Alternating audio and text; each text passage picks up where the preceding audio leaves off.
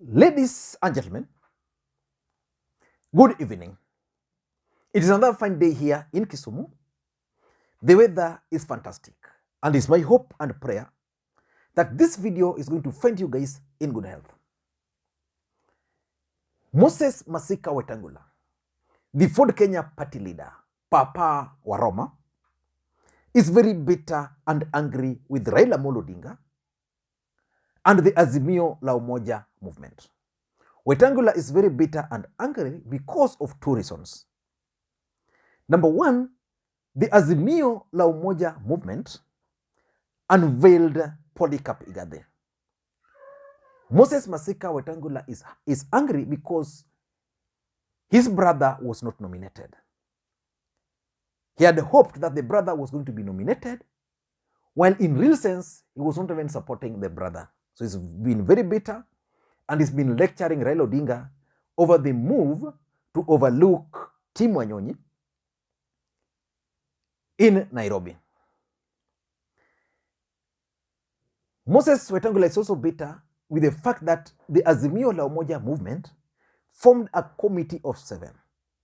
And this committee was mandated to vet the running mate, the potential running mate. Anybody who wants to run with Raila Odinga on the ticket were invited to apply.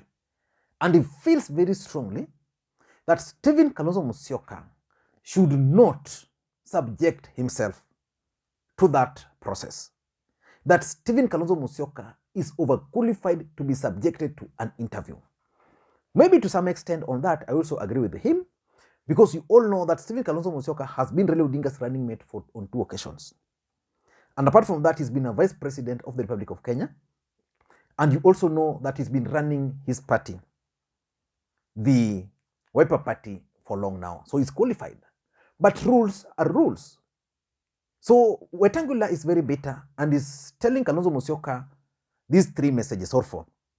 He's telling Kalonzo Musyoka that number 1, he must shun that exercise.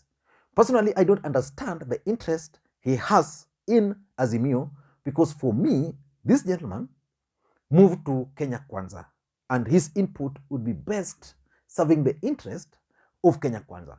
But he's advising Kalonzo Musyoka to shun that exercise. And number 2 is also terming this exercise as an embarrassment to the person of Kalonzo Musyoka's teacher. Of course, Kalonzo Musyoka, in my view, is a former vice president, is a former running mate to Raila Odinga, is a party leader, a diplomat, having served as a cabinet, as a minister in Moi's government.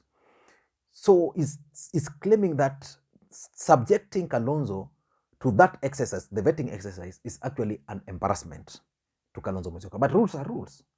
And number 3 is also advising Kalonzo Musyoka that should he agree to subject himself to that exercise, then he's going to be embarrassed for taking part in that particular exercise. And number 4 is also saying that Kalonzo Musyoka is actually overqualified to be a running mate, having been a vice president and having been a running mate to Raila Odinga. But in politics, nothing happens out of mere coincidence.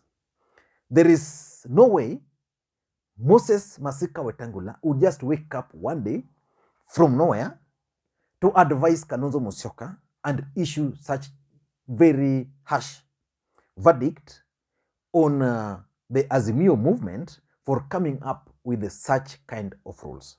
So in this video, I want us to look at the real objective of Moses Wetangula's message to Kalonzo Musyoka, and why the allies of Raila Odinga and Raila Odinga supporters are very bitter with a statement by Moses Wetangula. But before we do that, in case you are watching the channel for the first time, please just click that subscribe button. Now, let us get back to the main issue. Why do you think Moses Wetangula would have a lot of interest in the Azimio la Umoja movement? Of course, it's understandable. Kalonzo Musyoka is on record stating that he's actually missing Moses Wetangula. That he hopes that one day Moses Wetangula would join him in Azimio. Moses Wetangula is also on record claiming that Raila Odinga has been making calls to him and that Raila Odinga should stop those calls, which means there is something. But what do you think motivated Moses Wetangula to give such kind of a message to Kalonzo Musyoka? In my view, he intends to achieve these 4 objectives. The first objective is to incite Stephen Kalonzo Musyoka to reject the vetting. What is the implication of Stephen Kalonzo Musyoka not subjecting himself to this vetting process? That should be the first question. Because let's say Martha Karua sends the application, Sabina Chege, let's say Hassan Joho, that's the same. Let's say even Alfred Mutua, all these people, let's assume they show interest, but Kalonzo Musyoka's name will be missing in that list. How do you think these people will manage that situation? Because Kalonzo Musyoka believes that there is no way Raila Odinga can actually become the president of the Republic of Kenya without him being made the running mate. So which means, according to Kalonzo Musyoka, even if he's not the running mate, he must be pivotal. He must play a pivotal role in Raila Odinga's presidential bid. So basically what he's doing, he wants to incite Kalonzo not to subject himself to that exercise. Then the name of Kalonzo Musyoka will be missing from that list. Then there'll be a dilemma. Uhuru and Raila will be tempted to make a choice from those who have applied. Then Kalonzo Musyoka will have an excuse to exit the alliance. That's how I'm looking at it.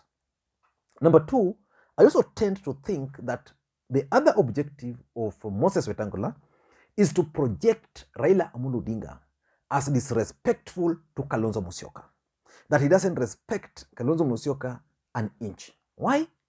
Because we all know that Kalonzo Musyoka was Raila Odinga's running mate. We also know he's the deputy, he served this country as a vice president. We also know he's a leader in One Kenya Alliance. Then you subject such kind of a person to a vetting exercise. Probably he believes that that vetting exercise, Kalonzo Musyoka is not going to be nominated, if anything. And therefore, Raila Odinga is disrespecting Kalonzo Musyoka. Because one thing I know for sure, right now, Uhuru and Raila already knows who will be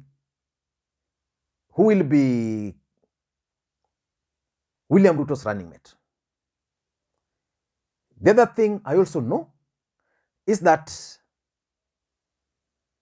Ruto probably also knows who Raila Odinga's running mate will be, because these guys have intelligence report.